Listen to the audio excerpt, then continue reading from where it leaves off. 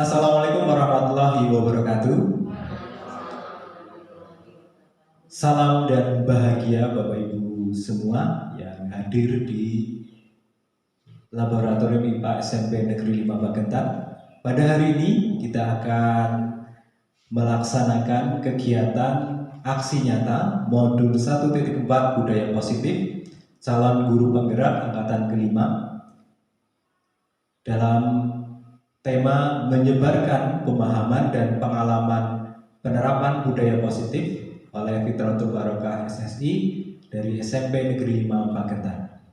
Bapak Ibu yang kami hormati, sesuai dengan tema kali ini, kita ada beberapa konsep utama modul budaya positif yang akan kami bagikan pada kesempatan ini. Yang pertama adalah disiplin positif, teori motivasi, hukuman, penghargaan, restitusi, kemudian kebutuhan dasar manusia, keyakinan kelas, 5 posisi kontrol, dan segitiga restitusi.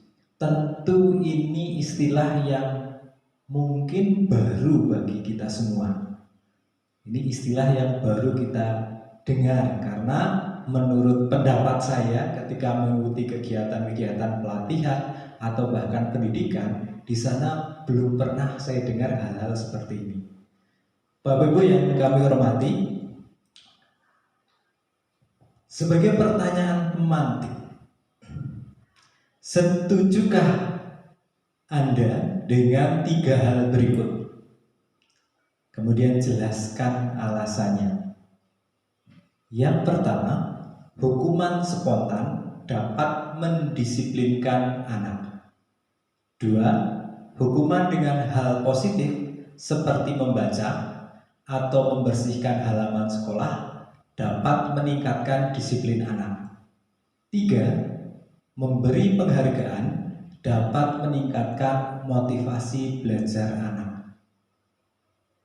Kami persilahkan Bapak Ibu untuk memberikan tanggapan atau jawaban dari pertanyaan pemantik ini. Monggo. Bu Dari, setuju dengan 3 hal ini dan alasannya seperti apa? Silakan.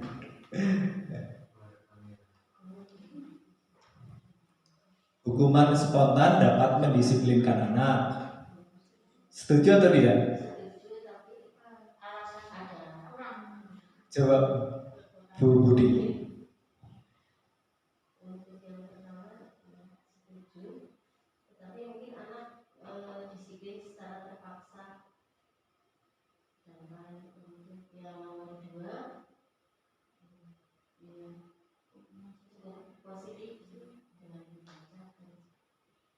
Setuju ya nomor 2. Nomor 3,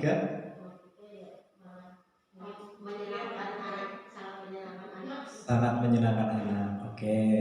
Bagaimana dengan bapak-bapak ini? Ada Pak Sulis, Pak Mario, Pak Adi. Pak Sulis bagaimana Pak? Nomor 1, setuju? Setuju. Wah, kenapa Pak? Oh, efek jerah. Kalau Pak Mario? Setuju juga. Iya. Kenapa Pak? Ya, yang pertama untuk secara spontan sih memang langsung mendisiplinkan, tapi mungkin sama dengan dalam rutin agak terpaksa sedikitnya. Tapi yang fokus yang nomor 3 tadi yang betul-betul langsung mengena. Oke. Untuk memotivasi. Pak Adi? Saya ketiganya setuju, memang yang paling efektif saya kira yang nomor 3. Nomor 1, hukuman secara spontannya itu spontan dalam hal apa? Menurutnya lebih istilahnya lebih mengenal lagi, tapi akan lebih baiknya yang nomor 3. Sebenarnya ini setuju. Oke, Bapak Ibu, jawaban Bapak Ibu kita simpan dulu. Kita akan lanjut dengan materi apakah jawaban kita sesuai dengan budaya positif atau perlu disesuaikan lagi. Kami lanjutkan. Ini guru umumnya berpendapat bahwa mendisiplinkan anak-anak adalah bagian yang paling menantang dari pekerjaan mereka. Bagaimana dengan Bapak Ibu? Apakah Bapak Ibu memiliki pendapat yang sama? Ya atau tidak? Ini paling menantang, mendisiplinkan anak di kelas itu paling menantang di antara kegiatan yang lain. Mungkin dibanding dengan membuat RPP atau menyiapkan bahan ajar, mungkin ini yang paling menantang ya. Nah, jadi kita menghadapi masalah yang sama. Maka dari itu Kementerian Pendidikan dan Kebudayaan memandang perlu untuk membuat panduan mengenai disiplin positif. Nah, pendapat tentang disiplin ya, secara umum, kalau orang mendengar kata disiplin, itu yang pertama yang terngiang di kepalanya adalah tata tertib, teratur, kepatuhan pada peraturan. Kemudian yang kedua, memberi hukuman. Yang ketiga, ketidaknyamanan. Jadi kalau kata disiplin itu konotasinya tidak nyaman, tidak enak. Nah, ini yang sering kita ada di hati kita ketika mendengar kata disiplin. Kemudian disiplin diri. Ya, jadi ini konsep disiplin diri. Ki Hajar Dewantoro menyatakan untuk menciptakan murid yang merdeka, syarat utamanya adalah harus ada disiplin yang kuat. Tentu Bapak Ibu setuju di sini. Disiplin yang dimaksud adalah disiplin diri. Berasal dari adanya motivasi internal. Berarti dari dalam dirinya sendiri. Saya disiplin karena ada motivasi dari diri sendiri, bukan dari orang lain. Yang kedua, disiplin diri merupakan cara kita mengontrol diri dan bagaimana menguasai diri untuk memilih tindakan yang mengacu pada nilai-nilai yang kita hargai. Jadi Bapak Ibu tidak mungkin mengambil barang milik orang lain atau mencuri, karena kita yakini bahwa mencuri itu bukan perbuatan yang baik. Nah, itu adalah disiplin diri. Yang ketiga, sebagai pendidik, maka tujuan kita adalah menciptakan anak-anak yang memiliki disiplin diri sehingga mereka bisa berperilaku dengan mengacu pada nilai-nilai kebajikan universal dan memiliki motivasi intrinsik. Maksudnya dari dalam diri, bukan ekstrinsik. Jadi mereka disiplin karena mereka ingin disiplin, bukan karena dipaksa oleh kita selaku guru. Mereka datang ke sekolah tepat waktu karena mereka ingin datang tepat waktu, bukan karena takut dengan Bu Budi, nanti mau dimarahin Bu Budi, atau mungkin karena senang dengan Bundari. Ya, karena senang dengan Bundari, aku senang banget karena Bundari, maka saya akan berangkat gasik. Nah, itu kan eksternal ya. Nek lagi senang, kalau lagi nggak senang, jadi malah tidak berangkat gasik atau lebih awal. Nah, nilai-nilai kebajikan universal itu apa? Nah, nilai-nilai kebajikan adalah sifat positif manusia yang merupakan tujuan mulia yang ingin dicapai setiap individu. Nilai-nilai tersebut bersifat universal, lintas bahasa, suku, bangsa, agama maupun latar belakang. Jadi ini diyakini semua orang. Kayak jujur, semua orang ya setuju, mau orang Indonesia, orang Amerika, orang Rusia, Ukraina, semua setuju kejujuran itu sesuatu yang baik atau diyakini bersama. Nah, kemudian yang pertama, setiap perilaku atau perbuatan memiliki suatu tujuan. Diungkapkan oleh Dr. William Glasser pada teori kontrol tahun 1984. Berikutnya, dengan mengaitkan nilai-nilai kebajikan yang diyakini seseorang, maka motivasi intrinsiknya akan terbangun sehingga menggerakkan motivasi dari dalam untuk dapat mencapai tujuan mulia yang diinginkan. Jadi kalau ada nilai-nilai kebajikan yang diyakini, kita akan mudah membangun motivasi intrinsiknya. Berikutnya, nilai-nilai kebajikan yang ingin dicapai oleh setiap anak Indonesia kita kenal dengan profil pelajar Pancasila yang sekarang sedang digaungkan oleh pemerintah. Apa itu? Beriman, bertakwa kepada Tuhan Yang Maha Esa, dan berakhlak mulia, mandiri, bernalar kritis, berkebinekaan global, bergotong royong, dan terakhir kreatif. Nah, ini nilai-nilai universal yang diyakini oleh seluruh bangsa Indonesia, bahkan bangsa asing. Nah, inilah skema mengenai disiplin positif yang akan kita pelajari hari ini. Nah, satu persatu akan kita pelajari ya. Saya lanjutkan, ini nanti kita lihat di akhir saja sebagai kesimpulannya. Kita akan belajar mengenai teori motivasi perilaku manusia. Motivasi ada dua, motivasi eksternal dari luar, kemudian motivasi internal dari dalam. Nah, misalkan seperti ini. Ketika ada hukuman yang diberikan kepada anak, maka itu adalah motivasi eksternal atau takut terjadi hal-hal yang tidak diinginkan atau tidak nyaman kepada dirinya. Kemudian motivasi eksternal lagi untuk mendapatkan imbalan dari orang lain atau institusi. Jadi pertanyaannya, si anak ini apa yang akan saya dapatkan apabila saya melakukannya? Apa yang akan saya dapatkan ketika saya berangkat lebih awal? Apa yang akan saya dapatkan ketika nilai saya bagus? Itu motivasinya eksternal. Oh, yang akan saya dapatkan hadiah dari orang tua saya, itu masih eksternal. Atau apa yang akan terjadi apabila saya tidak melakukannya? Mungkin anak, apa yang akan terjadi ketika saya tidak mengerjakan tugas dari Bapak Ibu guru? Wah, kalau misalkan Pak Naryo, nanti kalau Pak Naryo nanti saya diomelin sama Pak Naryo.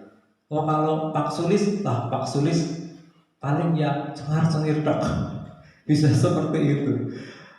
Oh, kalau Bu Asti paling senyum-senyum. Nah, kalau sama Bu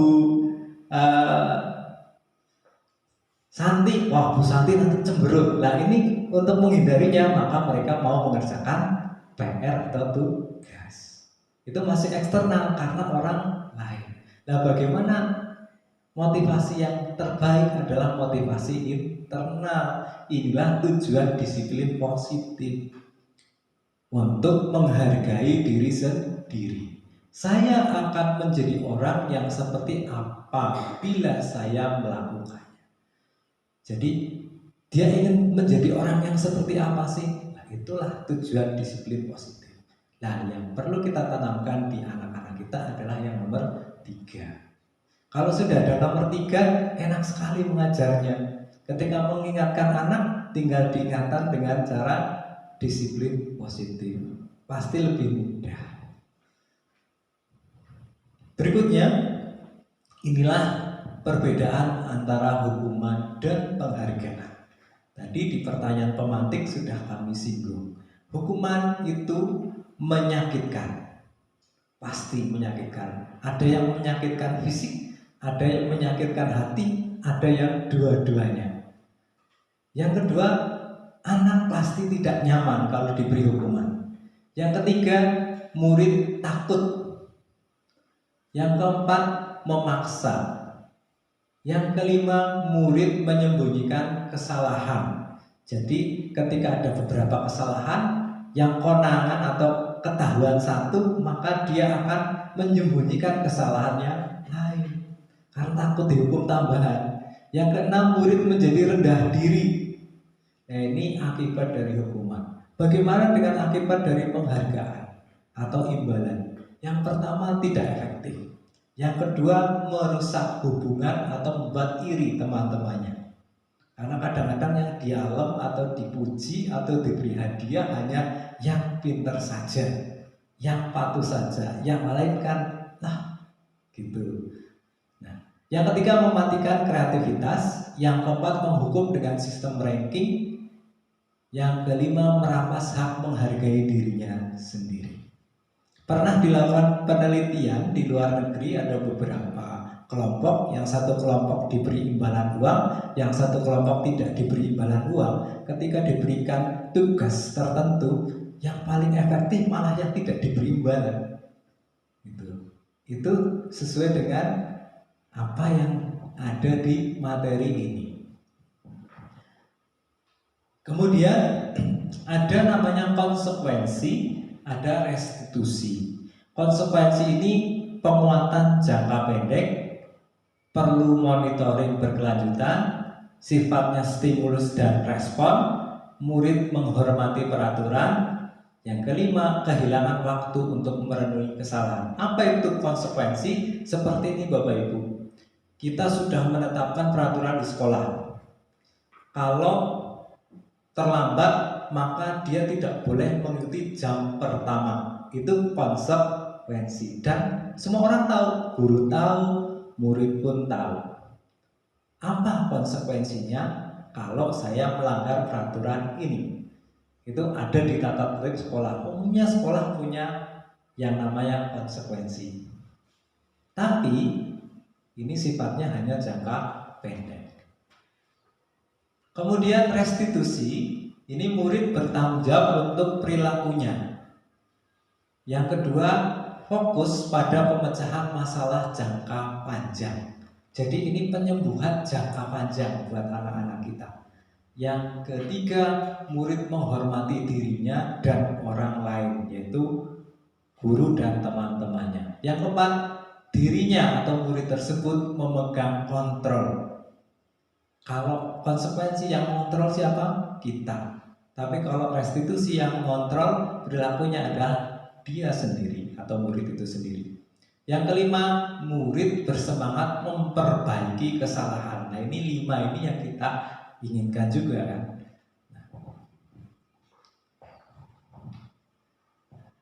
Nah, ini adalah latihan kita untuk melihat ini hukuman, penghargaan atau konsekuensi. Murid yang duduk tenang diberikan kesempatan pulang lebih dulu. Kira-kira yang mana ini? Penghargaan, hukuman atau konsekuensi?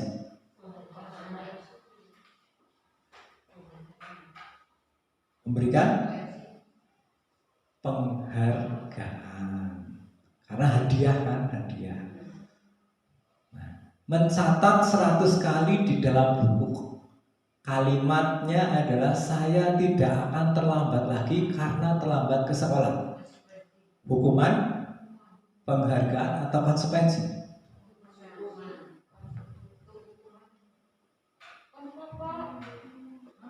Hukuman, penghargaan atau konsekuensi? Hukuman, betul sekali ya. Hukuman, karena antara menulis saya tidak akan terlambat lagi dengan keterlambatannya ada hubungannya atau tidak? Tidak ada. Gitu. Murid diminta untuk push up 15 kali karena tidak menggunakan masker ke sekolah. Konsekuensi, hukuman.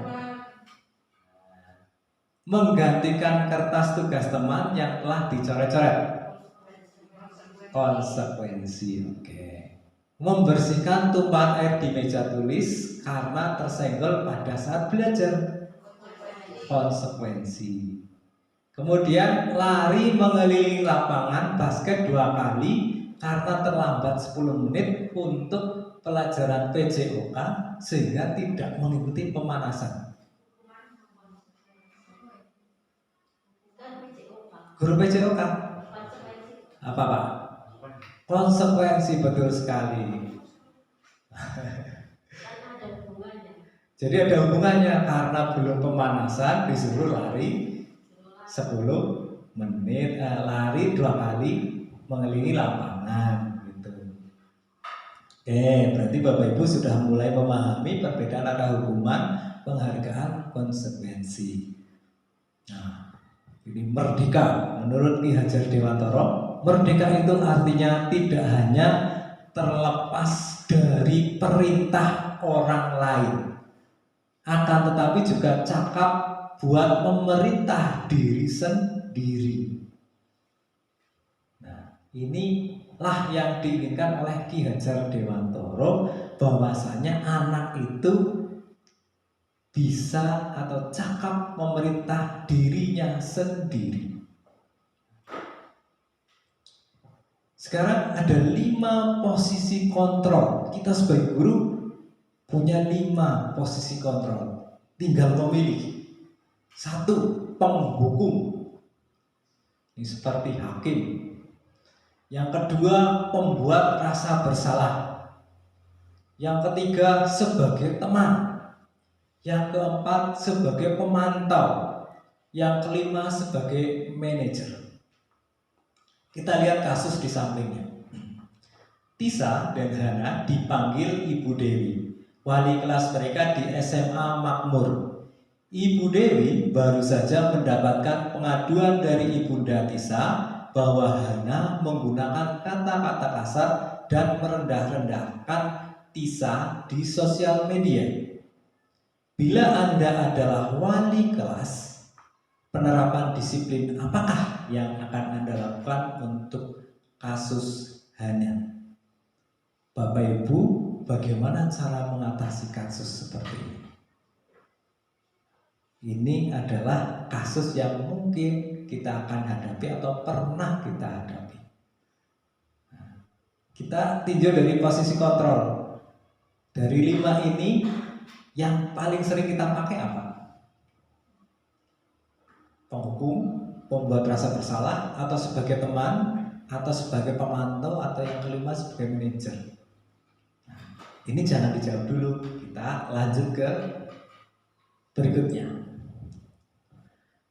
Pernyataan-pernyataan ini akan menunjukkan ini adalah pemantau, pembuat rasa bersalah, kemudian teman, kemudian manajer. Saya kecewa sekali dengan kamu.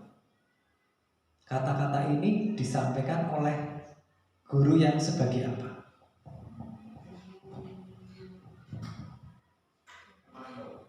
Pemantau, manajer, apa? Penghukum, apa lagi? Pembuat rasa bersalah. Ya, ini jangan ada kuncinya. Nah, saya skip dulu. Nah, kita lihat di sini.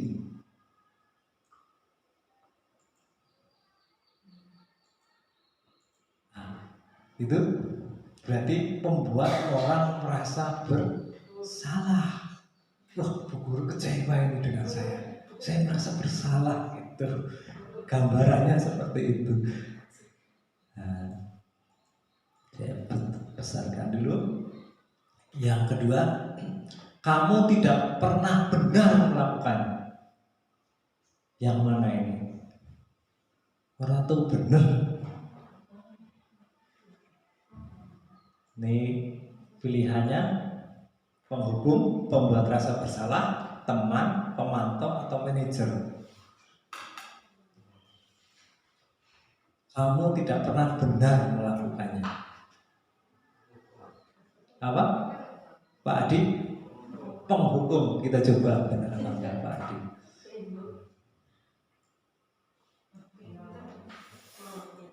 Nah, penghukum. Kayak hakim itu kan, kamu nggak pernah benar ini. Selalu saja terlambat. Padahal terlambatnya orang betina. Ayo lakukan demi Bapak Ibu. Ini sebagai apa? Teman. Coba kita lihat. Ya betul sekali, sebagai teman. Ya kan teman seperti itu. Kemudian Berikutnya, apakah kamu mau mendapatkan stiker bintang hari ini?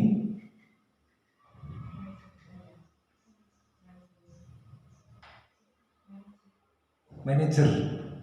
Wah, ada lagi. Apakah kamu mau mendapatkan, ini pilihannya. Nah, ini berbeda pendapat. Ada yang memantau, ada yang manajer. Apa jawabannya? Pemantau. Dia memantau anak-anak. Oh, ini anak tidak sesuai aturan hukum.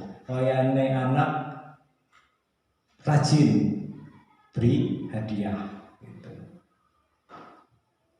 Tapi itu dasarnya peraturan, ya, sudah ada aturannya. Jadi kalau pemantau itu dasarnya adalah aturan. Aturannya seperti ini, hukumannya ini. Aturannya seperti ini, kalau dia rajin tidak melanggar dapat penghargaan seperti ini. Sudah ada bukunya ibaratnya, ada SOP-nya kalau di pabrik. Berikutnya, bagaimana kamu bisa menyelesaikan masalah ini? Yang mana? Jadi ditanya anaknya, bagaimana kamu bisa menyelesaikan masalah ini? Ini anaknya ditanya. Ketika anak bersalah, misalkan tadi ada kasus 2 orang, satu berkata-kata yang kurang baik di medsos, kemudian gurunya atau wali kelasnya mengatakan, bagaimana kamu bisa menyelesaikan masalah ini? Berarti yang mana? Dari 5 posisi kontrol ini, yang mana? Yang manajer. Jadi manajer seperti itu, mengembalikan ke anak untuk menggali dan memperbaiki diri. Dan yang memilih perbaikannya adalah anak, bukan gurunya. Kalau pemantau itu yang memilih perbaikannya siapa? Gurunya.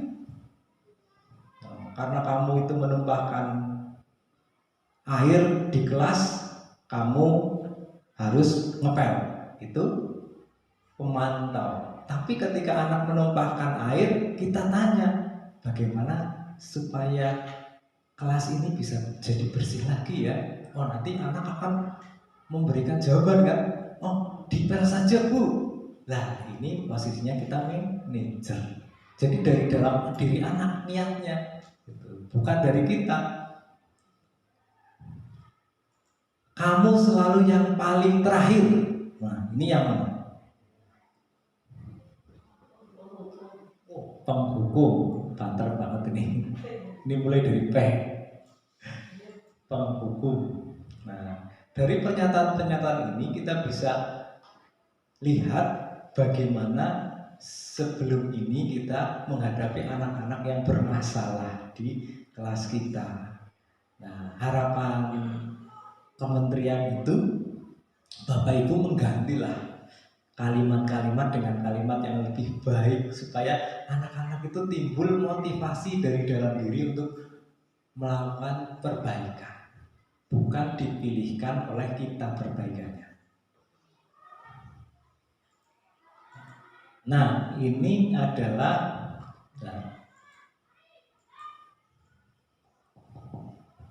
perbedaan antara motivasi eksternal, motivasi intrinsik. Kalau identitas gagal, perilaku kontrol negatif itu sebagai penghukum dan membuat orang merasa bersalah. Ini negatif dan gagal nanti anaknya. Penghukum itu menghardik, menunjuk-nunjuk, menyakiti, menyindir. Guru berkata, kalau kamu tidak melakukannya, saya akan. Nah, ini sudah penghukum. Tapi kalau membuat orang yang merasa bersalah, kamu sudah mengecewakan bapak atau ibu. Hasilnya, penghukum ini akan menjadikan murid memberontak, pendendam, menyalahkan orang lain. Kalau membuat orang merasa bersalah, apa? Menyembunyikan, menyangkal, berbohong. Itu hasilnya seperti itu. Jadi negatif. Bagaimana supaya jadi positif? Kita rubah. Bisa sebagai teman, bisa sebagai pemantau, bisa sebagai manajer, Bapak Ibu bisa memilih tergantung situasi dan kondisi.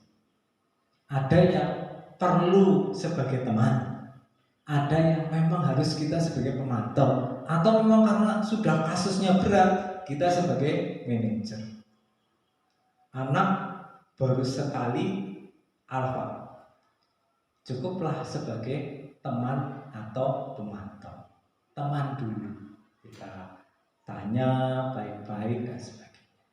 Nah, kalau sudah 2 atau 3 kali sebagai pemantau, sampaikan konsekuensinya. Gitu. Kalau sudah seminggu, 2 minggu seperti Reni Kurniawan, berarti harus sebagai manajer.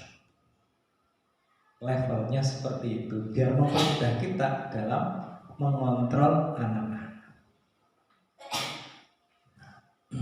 Kalau sebagai teman itu membuatkan alasan-alasan untuk murid-muridnya, lakukan untuk bapak atau ibu. Ya sudah, nanti bapak ibu bantu bereskan. Itu. Pemantau menghitung dan mengukur. Pertanyaannya, apa peraturannya? Apa konsekuensi atau sanksinya? Apa yang telah kamu lakukan? Apa yang terjadi sekarang? Nah, teman ini akan menimbulkan ketergantungan. Kalau sebagai teman, mungkin anak ini kalau didekati Bundari karena Bundari pendekatannya teman, itu berhasil. Tapi kalau yang mendekati Bunita, anak malah memberontak. Itu kan ketergantungan dengan Bundari. Kalau ada Bundari baik banget, nah Bundari pas lagi hari itu tidak berangkat, berubah karena ketergantungan ini ada. Kemudian kalau sebagai pemantau ini menyesuaikan bila diawasi. Contohnya misalkan kalau ada saya misalkan di sekolah ini anak-anak tertib, begitu saya tidak ada, anak berubah kembali tidak tertib. Itu kan jadi menyesuaikan, bila diawasi saja dia tertib, kalau tidak diawasi dia berubah. Gitu. Nah, kalau dengan manajer maka hasilnya adalah menguatkan watak atau karakter. Yang ditanyakan adalah apa yang kita yakini. Apa kamu meyakini hal tersebut? Kalau kamu meyakininya, maukah kamu memperbaikinya? Kalau kami memperbaikinya, jadi kira-kira hal tersebut akan menggambarkan apa tentang dirimu? Jadi diajak dialog. Guru mengajukan banyak pertanyaan-pertanyaan kepada siswa supaya memunculkan gagasan, ide-ide baik dari siswa. Nah, tindakan berikutnya yang kita namakan dengan restitusi. Restitusi adalah proses menciptakan kondisi bagi murid untuk memperbaiki kesalahan mereka, sehingga mereka bisa kembali pada kelompok mereka dengan karakter yang lebih kuat. Restitusi juga merupakan proses kolaboratif yang mengajarkan murid untuk mencari solusi untuk masalah mereka dan membantu murid berpikir tentang orang seperti apa yang mereka ingin menjadi, dalam tanda kurung tujuan mulia dia, dan bagaimana mereka harus memperlakukan orang lain. Itu namanya restitusi. 9 ciri restitusi. Yang pertama, bukan untuk menebus kesalahan, namun untuk belajar dari kesalahan. Yang kedua, memperbaiki hubungan. Ketika ada 2 anak yang terlibat pertengkaran, dipukul salah satunya, maka dengan restitusi ini 2 anak ini kita perbaiki hubungannya. 3, tawaran bukan paksaan. Yang keempat, restitusi menuntun untuk melihat ke dalam dirinya anak. Karena di dalam diri anak pasti ada nilai-nilai positif yang dia yakini. Yang kelima, restitusi mencari kebutuhan dasar yang mendasari tindakan. Yang keenam, restitusi diri adalah cara yang paling baik. Yang ketujuh, restitusi fokus pada karakter bukan tindakan. Yang kedelapan, restitusi fokus pada solusi. Yang kesembilan, restitusi, mengembalikan murid yang berbuat salah pada kelompoknya. Dengan restitusi, anak yang bersalah akan lebih nyaman ketika kembali ke kelasnya. Kemudian, mengapa tidak peraturan saja? Nah, ini kita akan maju ke keyakinan kelas. Mengapa harus ada keyakinan kelas? Kan kita sudah punya peraturan di sekolah ini, tata tertib ada, lengkap, ya, beserta sanksinya atau konsekuensinya. Kenapa kita harus membuat sebuah peraturan kelas atau keyakinan kelas, maaf? Nah, mengapa kita memiliki peraturan harus menggunakan helm bila mengendarai kendaraan roda 2? Mengapa kita memiliki peraturan 3M? Menggunakan masker, mencuci tangan, dan menjaga jarak 1,5 meter. Mengapa kita memiliki peraturan yang harus datang tepat waktu pada saat mengikuti pelatihan? Untuk mendukung motivasi intrinsik perlu ada pegangan yang kita namakan keyakinan. Ini lebih menggerakkan seseorang dibandingkan mengikuti serangkaian peraturan. Karena peraturan ini tidak mungkin dihafalkan. Tata tertib di sekolah ini jumlahnya sampai 20 atau 30 poin. Apakah mereka hafal? Anak-anak kita enggak hafal. Undang-undang tentang disiplin pegawai apalagi, kita sebagai pegawai negeri tidak tahu isinya malah. Nah, maka kita kaitkan motivasi ini dengan keyakinan yang kita hargai sebelumnya. Oke. Nah, awalnya ini peraturan kelas, kita kembangkan menjadi keyakinan kelas. Kita akan menjadikan lingkungan itu positif dan akan terjadi budaya positif akhirnya. Nah, mulai dari peraturan kelas. Manakah yang merupakan keyakinan kelas? Yang A atau yang B? Silahkan dicermati. A, datang tepat waktu mengucapkan salam. Untuk yang kotak B, kami guru dan murid yang saling menyayangi. A, menjaga kebersihan sekolah.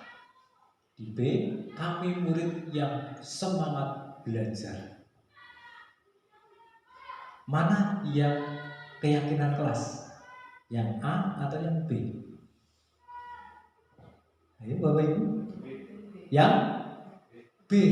Kalau A itu peraturan kelas, kalau B keyakinan kelas. Nah, ini yang perlu kita buat di kelas kita sekarang ini. Ya. Bagaimana kita nanti cara membuat keyakinan kelas ini? Loh, untuk keyakinan kelas kan gampang. Ketika anak misalkan mencolek temannya, kita ingatkan, kan keyakinan kelas kita, kami guru dan murid yang saling menyayangi. Menurut kamu keyakinan kelas itu kamu patuhi atau tidak? Gitu kan, tinggal diingatkan. Dan ini yang poin pertama ini menyangkut banyak hal. Jadi satu poin ini bisa menyangkut berbagai macam peraturan. Nah, kegiatan dan pendalaman keyakinan kelas. Jadi ada 3 ini, kita buat 3. Bagaimana kata hormat ini dijabarkan, bagaimana kata bekerja ini dijabarkan, bagaimana diterima dan dimiliki kita jabarkan. Sebenarnya hanya 3 hal yang kita inginkan dari anak-anak kita, yaitu meyakini 3 ini. Nah, kalau meyakini 3 ini, kelas kita aman, tentram, damai, pembelajaran berlangsung dan lebih mudah. Gitu.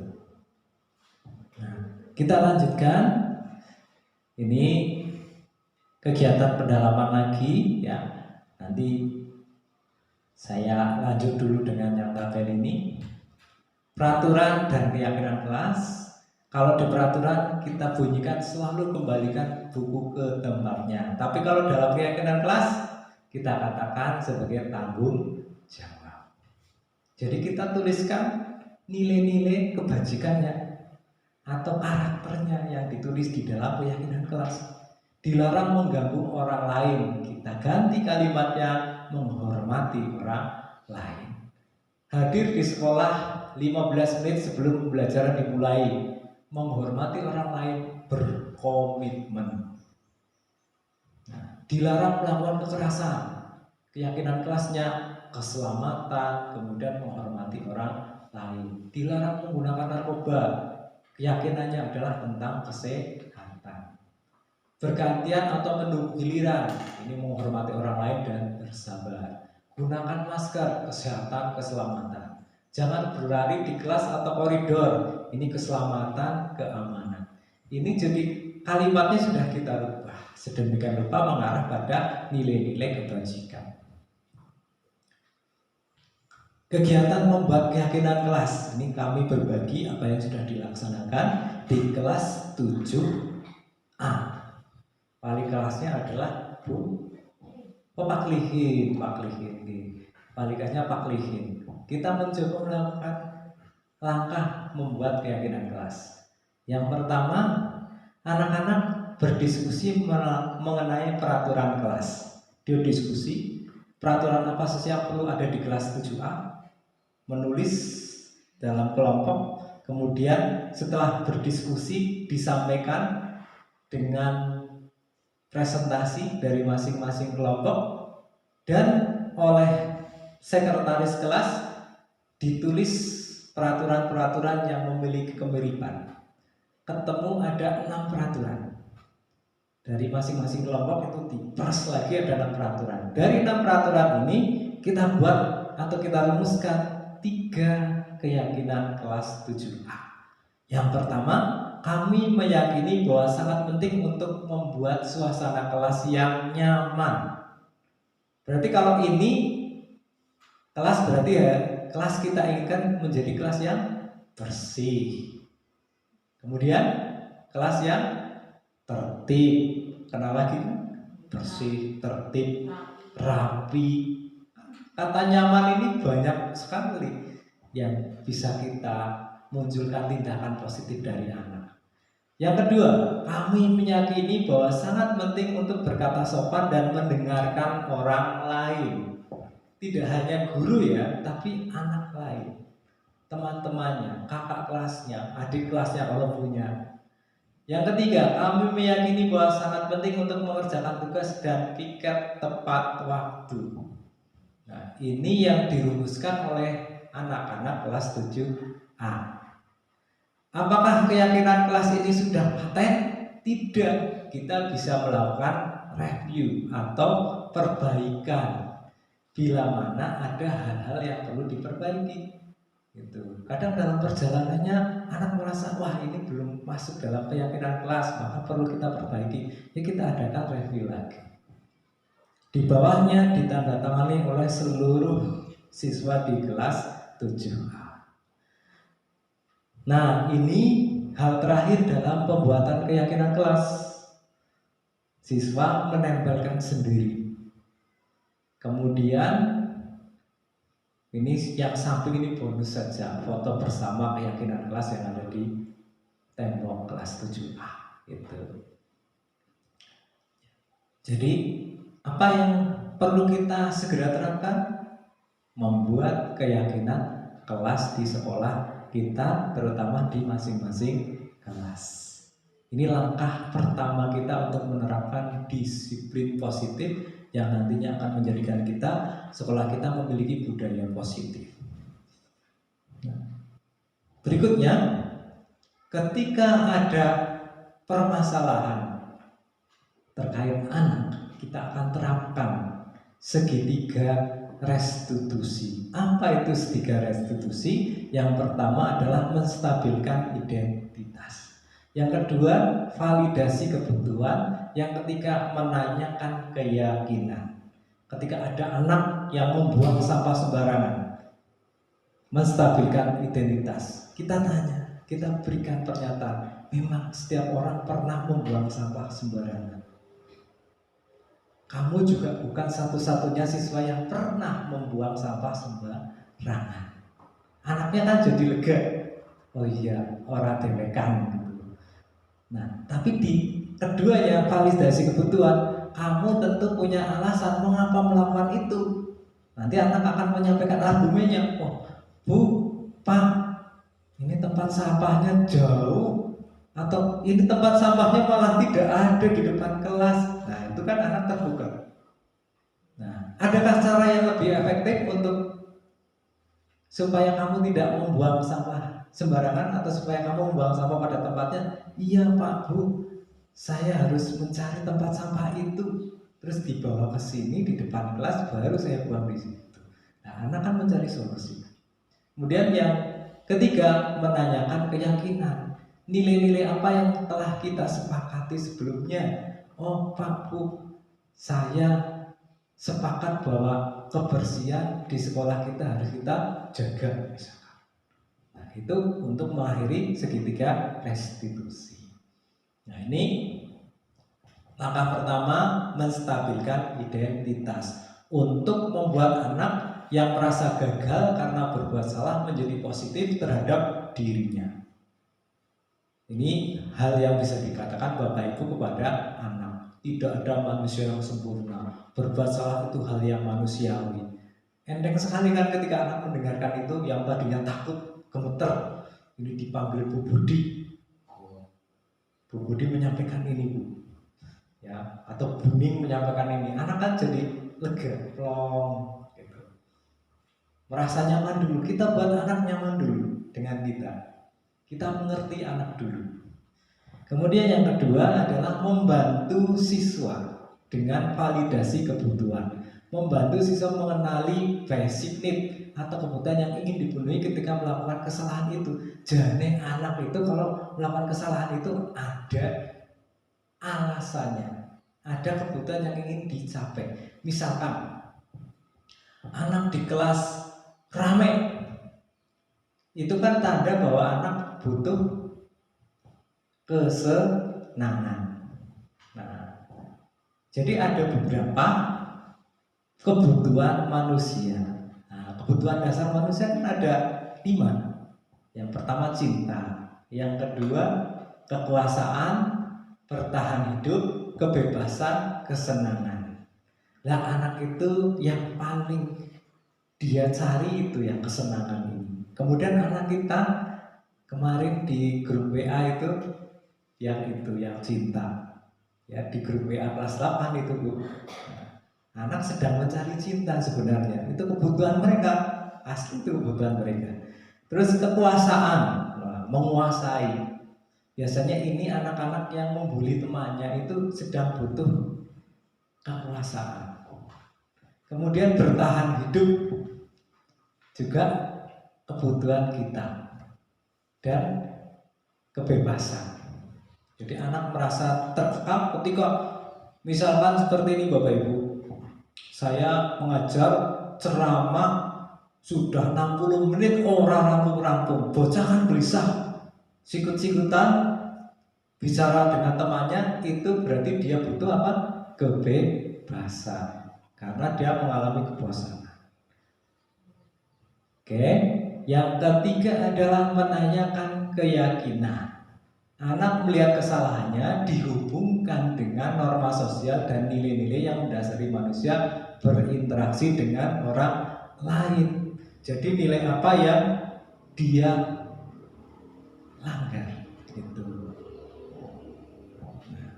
Jadi anak kita ingatkan lagi, apa nilai yang kita percaya di kelas atau sekolah kita? Nilai-nilai universal apa yang telah kita sepakati? Kelas yang ideal itu seperti apa sih?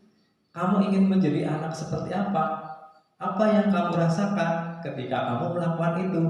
Kamu menjadi orang yang seperti apa? Gitu.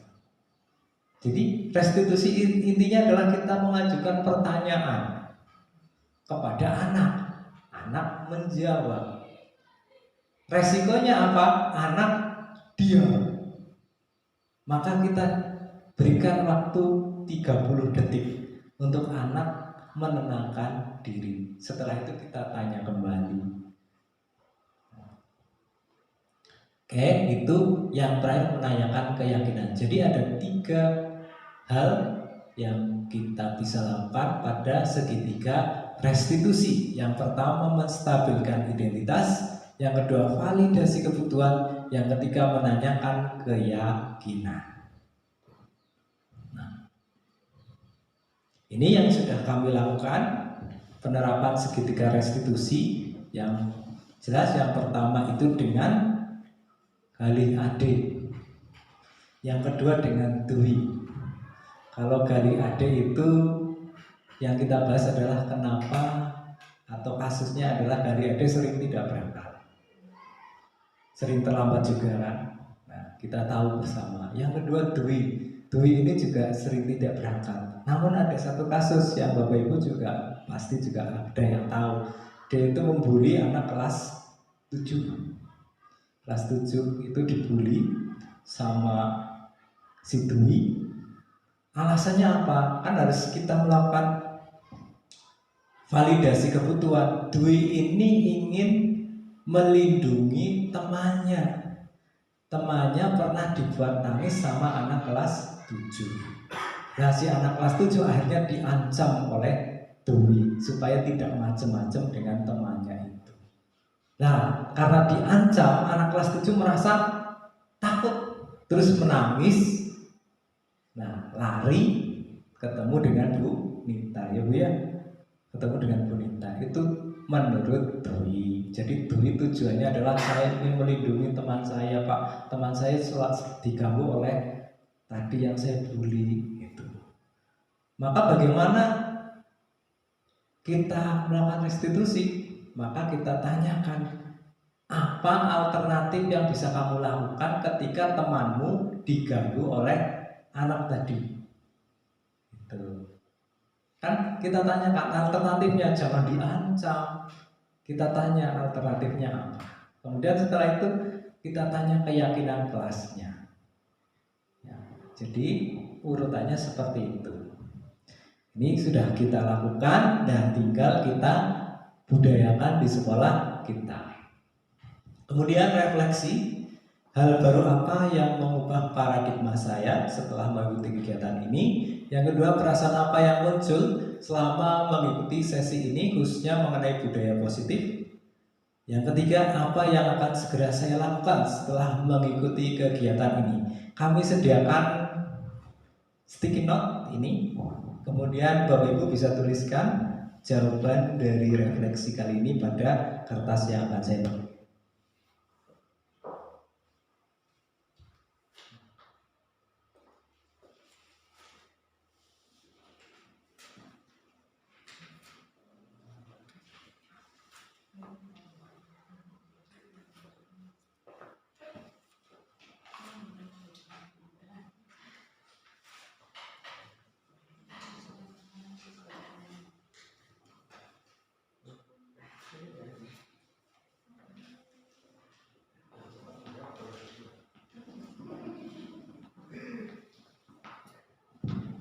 Silakan Bapak Ibu beberapa menit untuk menjawab 3 pertanyaan ini.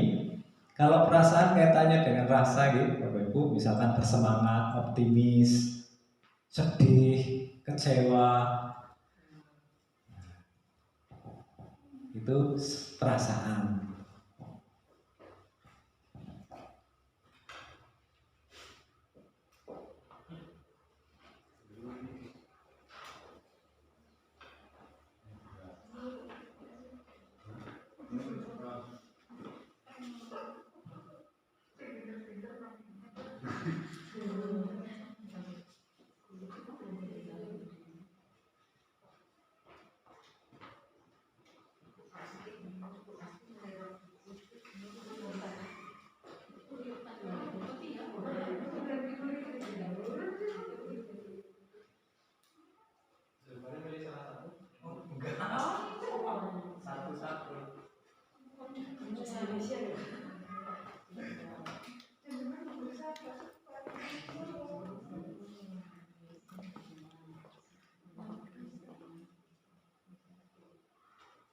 Nanti jawabannya ditempel di whiteboard kecil ini untuk pengingat kita. Ternyata kita telah melakukan kegiatan refleksi pada siang hari.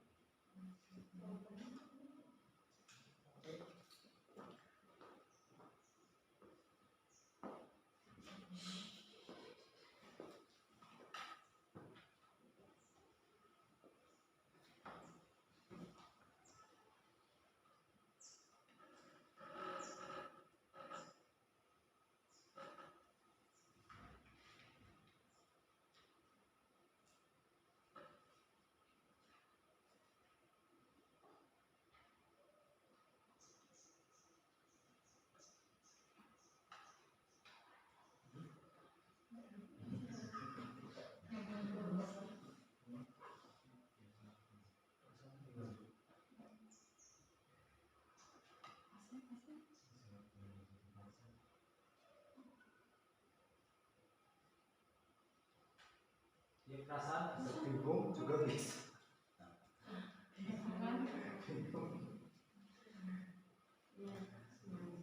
Senang, gembira.